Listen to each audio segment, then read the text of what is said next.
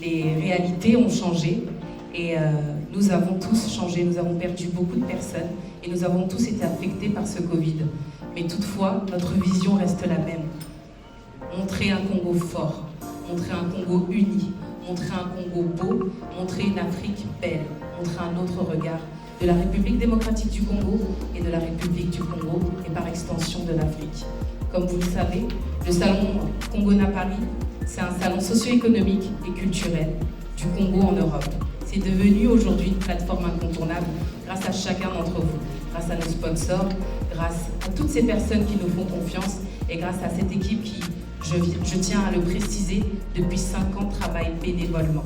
Donc soyez indulgents avec nous, ce ne sont pas des équipes de professionnels dans l'événementiel, ce sont des personnes, des jeunes femmes, des jeunes hommes qui travaillent, qui étudient et qui ont décidé chaque année de prendre dans leur temps, un peu de temps pour se consacrer à l'organisation du Salon Congo-Na Paris sans recevoir 1 €, mais en versant chaque mois une cotisation parce qu'on croit en quelque chose.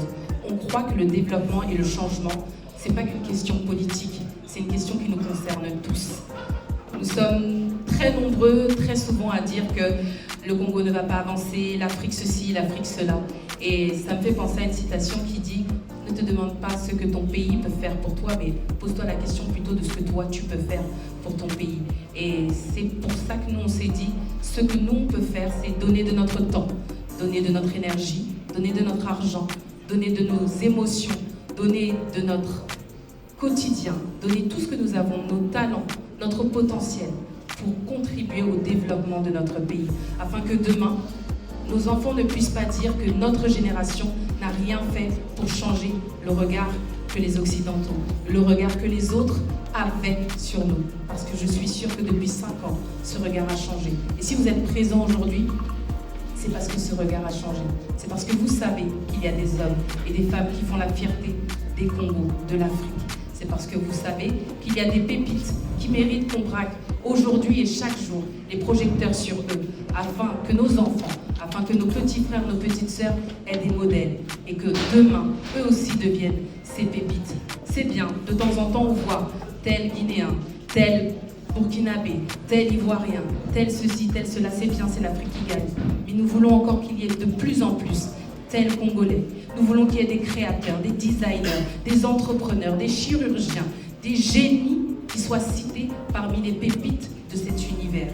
Et pour cela, il faut que notre langage change. Et pour que notre langage change, je nous invite à arrêter d'avoir des discours négatifs sur le Congo, sur notre Afrique. Il y a des réalités, on ne va pas les changer, on ne va pas les effacer. Elles sont réelles, mais elles sont notre quotidien. Mais il y a une vérité. Et la vérité, c'est à nous de la déterminer. Et la vérité, c'est que le Congo est fort, que le Congo est beau et que le Congo est uni. Et si, et seulement si, je pense qu'on peut applaudir très très fort la détermination de Charlotte Kalala, sa vision.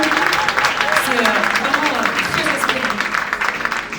Et si et seulement si, nous acceptons de nous mettre tous à l'esprit que notre langage a un pouvoir, le pouvoir de créer, alors à ce moment-là, nous comprendrons que nous avons le pouvoir de changer l'histoire de notre pays, de changer l'histoire de l'Afrique et de changer l'histoire de la diaspora. Et j'aime dire que la diaspora, nous ne sommes pas comme les Congolais locaux, nous n'avons pas les mêmes réalités, nous n'avons pas les mêmes défis, nous n'avons pas les mêmes challenges, nous n'avons pas le même quotidien, mais nous avons notre place. Et notre place, c'est d'apporter cette double culture, c'est d'apporter toute notre force, c'est d'apporter toute notre énergie, tout ce que nous avons de positif, afin qu'ensemble, Totonga Mboka. Et ça, c'est le thème de cette édition. Congo-Na Paris, Tonga Mboka. Construisons ensemble le pays, non dans la division, non dans la recherche que quelqu'un soit mis en avant, mais dans la recherche du résultat. Parce que trop longtemps, et bien trop longtemps, nous avons essayé de faire les choses en mettant les hommes en avant. Et si on essayait de faire les choses en mettant l'avenir de nos enfants, l'avenir des générations futures en avant, en nous disant que toute action que nous allons poser marquera quelque chose d'important et de puissant dans l'histoire des générations à venir. Alors, ce thème, nous l'avons choisi, Congo, poumon de la planète, parce que le Congo est tellement grand. Le Congo est tellement grand. Le Congo est un poumon socio-économique, un poumon socio-démographique, un poumon culturel. Qui nous n'avons pas congolisé? Qui qui peut dire qu'il ne connaît pas un seul mot en lingala? Qui?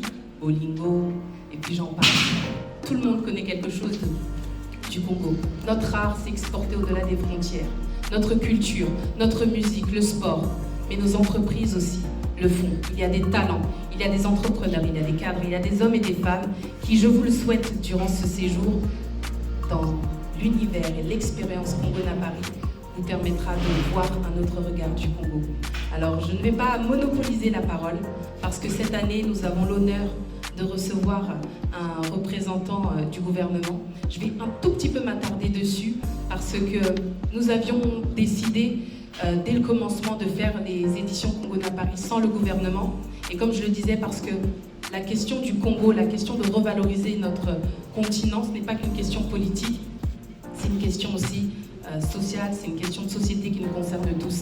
Mais je vous remercie, Excellence, d'avoir cru en cette vision, de nous accompagner et d'avoir accepté d'avancer avec nous.